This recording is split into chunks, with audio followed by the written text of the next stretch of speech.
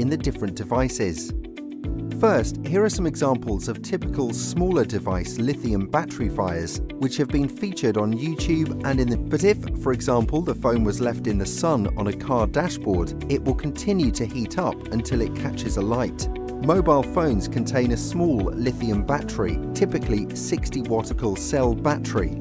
There is virtually no warning. They almost seem to spontaneously ignite. This can be particularly dangerous when kept in a pocket. Contain larger size cell batteries, typically 4 times 21/700s, which can charge a phone 3 or 4 times.